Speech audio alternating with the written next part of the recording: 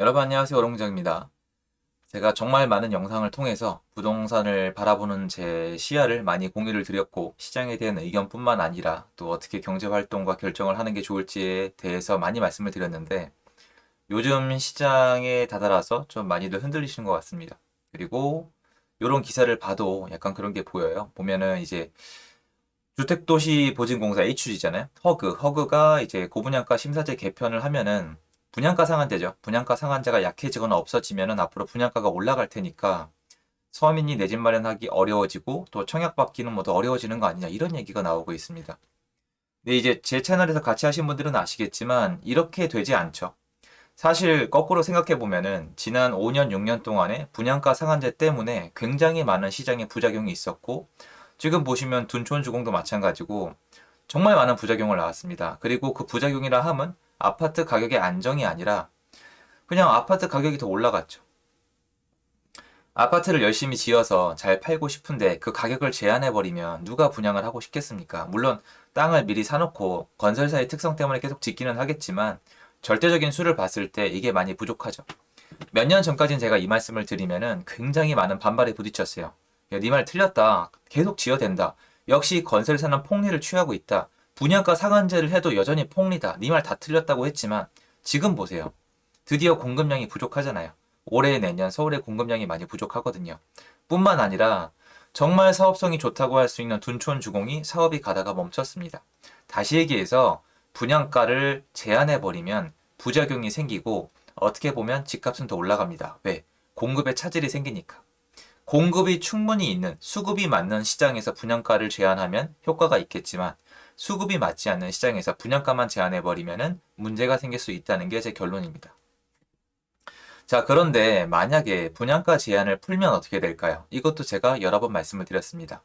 둔촌 주공 사태는 분양가 상한제가 없었으면 훨씬 더 편하게 해결이 되거나 지금 그런 사단은 나지 않을 수도 있었습니다. 왜냐면 먹을 돈이 많기 때문에 양보를 하겠죠. 지금 이 분양가 상한제는 결국 분양을 받는 소수의 몇몇 수분양자가 로또가 당첨되는 효과를 만들어냈습니다. 그래서 이런 얘기가 나왔죠. 로또 청약이라고. 여러분, 로또 청약이 사회적으로 얼마나 안 좋은지 아세요? 여러분 입장을 바꿔서 아무도 열심히 일을 하지 않고 몇몇 분들은 이제 투자를 하면 열심히 하는 게 아니라 노동만 열심히 한다고 생각을 하시는데 그럼 좋다 이거예요. 노동을 하는 사람이 있고 투자를 하는 사람이 있는데 로또만 하는 사람이 있다면 어떻게 생각하세요? 이 사람은 일도 안 하고 투자도 안 하고 로또만 하는 거야. 당첨만 바라고 로또만 합니다. 이런 사람들이 늘어나면 사회가 어떻게 될 것 같아요? 안 좋죠. 로또 청약이 그런 거예요. 그냥 당첨된 사람만 이 규제 제도의 부작용을 통해서 폭리를 취하는 겁니다. 당첨 즉시 막 수억 원의 피, 심하면은 진짜 10억이 넘는 프리미엄을 가져가는 겁니다. 이게 말이 안 되잖아요. 그런데 이게 수년 동안 지속이 됐는데 사람들은 목소리를 제때 내지 못했어요. 그리고 드디어 분양가에 대해서, 분양가 상한제에 대해서 좀 어떤 조치가 취해지는 모습입니다. 그런데 오히려 분양가 상한제가 풀리면 여러분이 생각하는 것과 다른 효과가 나올 수가 있습니다. 어떤 효과냐? 여러분 요새 종종 기사가 나오는데 미분양 기사가 나옵니다. 참고로 제가 여러 번 말씀드렸지만 미분양은 종류가 나뉩니다.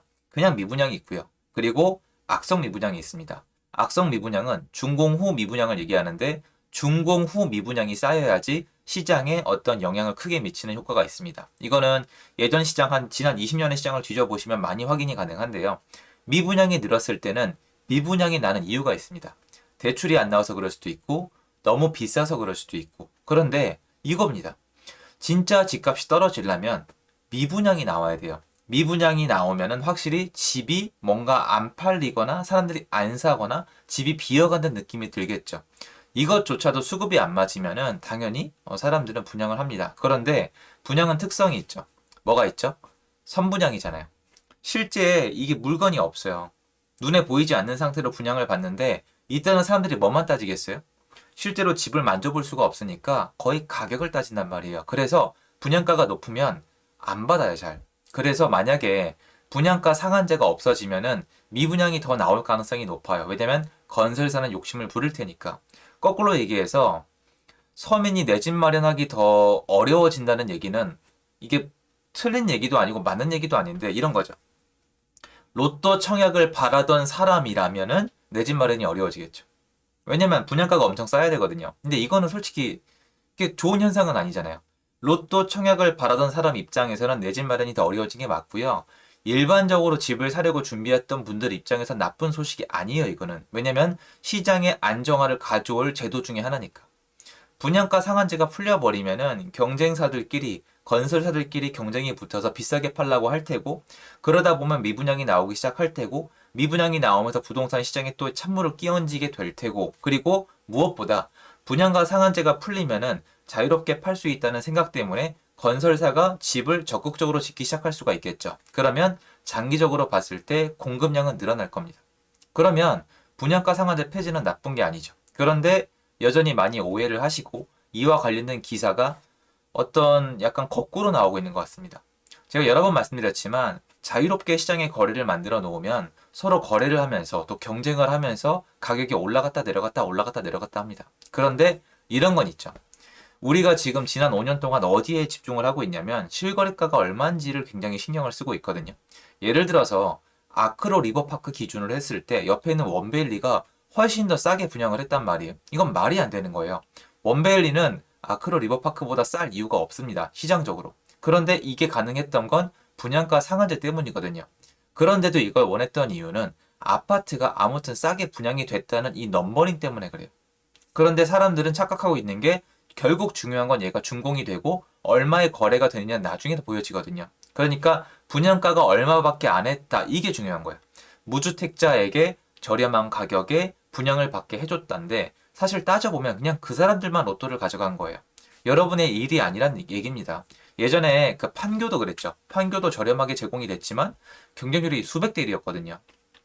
그러면 앞으로 분양가 상한제가 풀리게 되면은 마음대로 이제 측정을 할 거란 말이에요.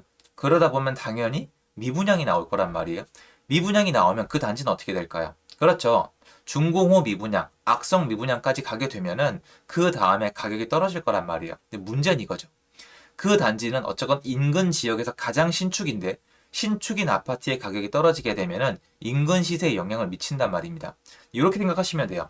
구축 아파트가 여기 있는데 신축 아파트가 가격을 이만큼 받아야 되는데 여기서 시작을 하는 거예요.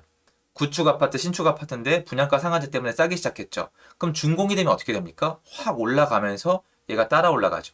이게 제 이론이 아니라 여태까지 그랬어요, 여러분. 그런데 구축 아파트가 있는데 신축 아파트가 이만큼 분양을 해서 준공이 미분양이 난 거예요. 그럼 어떻게 되겠습니까? 내려가면서 얘도 내려가겠죠. 이론이 이래요, 흐름이. 공급이 충분히 된다는 조건 하에. 그래서 분양가 상한제는 진작에 없었다는 게 맞아요. 그래서 없애지 못할 수도 있겠지만 이거 지켜보셔야 되는데 오히려 만약에 분양가 상한제를 손을 대지 못하고 없애지 못한다면은 시장에는 그게 더 안 좋은 거예요. 항상 수요와 공급 그리고 자율시장 경제를 생각하시면 돼요. 쉽게 얘기해서 수요와 공급 중에 공급을 충분히 해주고요. 그리고 세금도 풀어줘서 자유롭게 거래를 하게 해주고요. 마음대로 지어서 팔 수 있게 해주면은 시장은 안정을 찾습니다. 물론 단기간적으로 상승이 있겠죠. 근데 문제는 이런 얘기를 하면 뭐 토건 세력이다, 부동산 투기꾼이다 이런 얘기를 듣기가 딱 좋기 때문에 누가 얘기하기 되게 어렵고 정치하시는 분들이 이 목소리를 내기가 굉장히 어려울 거예요. 저도 그건 이해하지만 이건 앞으로 지켜보실 가치가 있다고 생각을 합니다. 분양가 상한제는 어쨌건 간에 문제가 있었고 저는 이걸 없애는 게 맞다라고 생각을 하는데 아마 없애지 못하겠죠. 여전히 우린 그 생각을 하죠. 무주택자는 저렴한 가격에 살 수 있어야 된다. 무주택자는 5년 전의 가격으로 살 수 있는 권한이 있어야 한다. 근데 문제는 여러분 입장에서 그럴 권한이 있으세요? 당첨이 되세요? 안 되잖아요. 소수의 사람들이 그걸 다 가져가고 있잖아요. 그런데 그 소수의 사람들이 누리는 그 이득 있죠. 소수의 로또 청약. 그 사람들의 대가가 뭐냐면 나머지 전체 시장에 악영향을 미친다는 겁니다.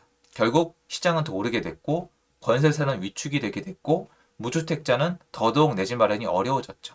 그런 이런 현상들을 보고 시장을 그렇게 보셨으면 좋겠어요, 저는. 항상 수요와 공급이 있고 얼마나 자율성을 존중해 주는지 이걸 봐야 되는데 우리는 그게 아니라 무주택자가 집을 얼마에 샀는지 그리고 다주택자가 세금을 얼마나 많이 내는지 얘네가 얼마나 힘들어하는지 이런 데 지나치게 초점을 맞추고 있는 게 아닐까라는 생각이 좀 듭니다. 그래서 앞으로 어떤 정책이 나오든지 간에 무조건 한쪽으로 기사가 쓰여진 대로 생각하지 마시고 이게 과연 시장의 자율성을 존중해 주는지 그리고 공급을 충분하게 만들어 주는지 요걸 먼저 생각하시면은 여러분이 부동산 시장을 파악하시는데 훨씬 더 큰 도움이 될 거라고 생각합니다.